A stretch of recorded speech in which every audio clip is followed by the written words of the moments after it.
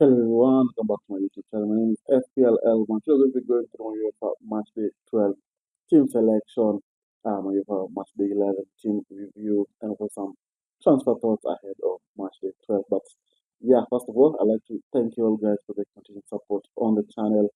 I think we're one subscriber away from 960. So if you're new around here and enjoy the content, make sure you hit that sub button. Make sure you leave a like, and also make sure you hit that bell and miss any content going up on the channel. No face cam today since I'm away from home. So yeah, you have to bear with me for today.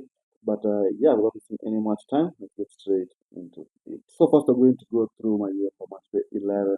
Team review managed to score 47 points, gave overall points to 828, and a huge red arrow from 28,000 to 36,000. But hey, it is what it is, still a long season to go and a long way to go. So not bad. So in goal, he had David Raya, 2 points, conceding to Leverkusen, same as Gabriel, but managed to pick up some defensive contributions, so it was all good from him.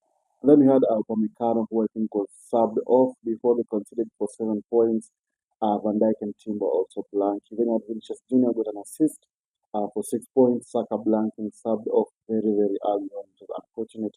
Same for Rafinha blanking. Yamal scoring penalty for 7 points, so it was really, really good. It looked like he was going to blank. I think Luis Hall did a very good job, but unfortunately, Yamal managed to score. Ekitike blanking against Gala, and I think Haig got an assist for 6 points. So all in all, a very terrible game. We had Kenny on the bench to not come on. Gordon did not start as well, but looked very sharp when he came onto the pitch. So yeah, very disappointing. But I hope that for Match 12 can be able to improve. So I'm looking at Match 12 have in store for us. So we're going to start off with the goalkeeping and defending department for UEFA Match 12. We won't have John Garcia there against Newcastle. For Barcelona, I'm not really expecting a top position, especially if they're going to be at home though, so maybe that's like chance of a clean sheet. But with Gordon now going to be playing, maybe Harvey Barnes is going to start. That high line cannot run anymore. So how Elanga expected that, and yeah, it's going to be interesting to see how this one is going to go. But I'm not expecting a clean sheet. Then you have David Raya against Leverkusen. Leverkusen did look very, very good against Bayern Munich, but although they did fail to score when they were down to 10 men, I still think they look very, very good. So it's going to be a very difficult game for Arsenal, but I expect Arsenal to win. I expect a clean sheet, maybe a cheeky 1-0 win for Arsenal. That is what I'm saying as my prediction.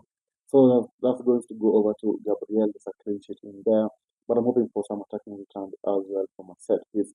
Then you have Rogeri playing against Spurs. Very unlikely the goal they conceded last time out. But this is a very, very high chance of a clean sheet, and I do hope that they can be able to do that. Maybe at an attacking return as well.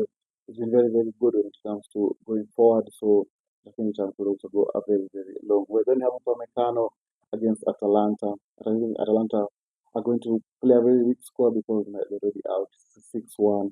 I don't think they're going to make a comeback, but I still think Bayern Munich are still going to go very, very strong because they're going to be at home. So I was getting a clean sheet in there, but with Bayern, I never get clean sheets if I'm being honest. So yeah, that's what the attacking return. Maybe he's going to be subbed off early again. Then you have Van Dijk versus Galatasaray, conceding last minute against a very poor Spurs team, which was a surprise to many of us. So I'm really taking a clean sheet against Gala. Gala did look very, very good in the first game, winning 1-0. So yeah, it's really interesting to see how it's going to go as well. But I do think that Liverpool are going to win, and I'm also sure it's going to be a clean sheet or not. Then the last player is going to be Pacho.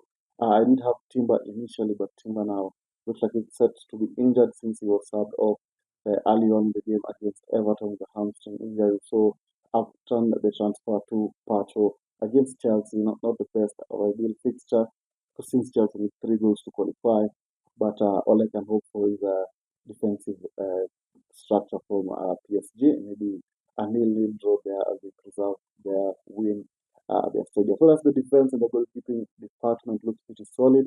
Hope it's going to deliver. So now let's look at the midfield. So the midfield is going to be looking like. And first of all, I do apologize for the background noise. I'm in a very, very noisy area, so if something is picked up, I do really, really apologize. So we're going to be having Yamal and Rafinha in there. Of course, Yamal was rested during the game on the weekend, and I'm not so sure if he came on or not, but he was rested. Rafinha did play, he did score a hat trick, mind you. two of those were from the penalty spot, but it's still a hat trick at the end of the day. And he looked very sharp. He was subbed off as well early.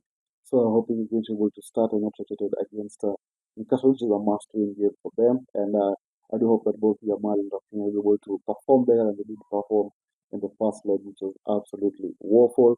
Then we have Vinicius Jr. against Man City. Yeah, I think Man City are already out of this, so I'm not so sure which steps Man City are going to come with. Usually now after drawing to West Ham during the week and during the weekend, they looked very poor in that game. So I think Real Madrid have a chance to do something special. They're able to win 3-0 or something like that, and I do hope that Vini is going to perform. And very unfortunate, by the way, match day 11 missing a penalty, of course, when you're up against Donnarumma. He's not going to be able to score a penalty. So yeah, Vinicius Jr. there against Man City are hoping for a better performance. Then you have Gordon against Barcelona. He did score against Chelsea in the weekend, so they're able to carry that form and momentum into this game against Barcelona. And I do hope he's going to be able to perform. Then you have Kvaratskhelia, who have brought in for Bukayo Saka. Saka did look very shocking against Everton, also looked shocking against Leverkusen in the first leg. So I'm going for Kvaratskhelia. I think this time he's going to start not coming off the bench. Although he came off the bench, got 2 goals and an assist. Yeah, am I going for a little bit of FOMO? Yes, I am. And I do hope that he'll be able to be informed and perform against Chelsea, who did look very, very poor defensively against Newcastle during the weekend. So we'll have to wait and see on that. What I've done. So far I've done Timber to Pacho, and I've also done Saka to Kvaratskhelia, just hoping they can well perform against Chelsea. So that's the midfield. It looks pretty solid and full of attacking returns. And now let's look at the forward line. So how the forward line is going to be looking like. Going to be having Harry Kane in there against Atalanta. He didn't start in the first leg, didn't start during the weekend, but he did come on for around I think 20-25 minutes. So I do hope against Atalanta he's going to start, but I wouldn't be surprised if he's going to retreat for that. They're already 6-1 up, so there's no need to rush him back. But I'm sure from a Kane's point of view, he wants to get out there, score that goal, he will hunt for the Ballon d'Or, and hit this type of games, be able to start bad, if you can say that. So I do hope he's going to start, and I hope he's going to be able to perform as well. Then the other player is going to be Julian Alvarez at my third transfer. I've done Ekitike to Julian Alvarez. I just think Ekitike looked very poor against Galatasaray in the first leg. Also did look poor in his cameo during the weekend against Spurs. So I've gone for Alvarez, especially during the weekend. So I'm sure he's going to be raring to go against Spurs. Only a 3-goal deficit, so they have to score some few goals here and there. So I've gone for Julian Alvarez in there as well. And then the last player on the team is going to be Haig from Bodo Glimt. They've been very, very good, Bodo.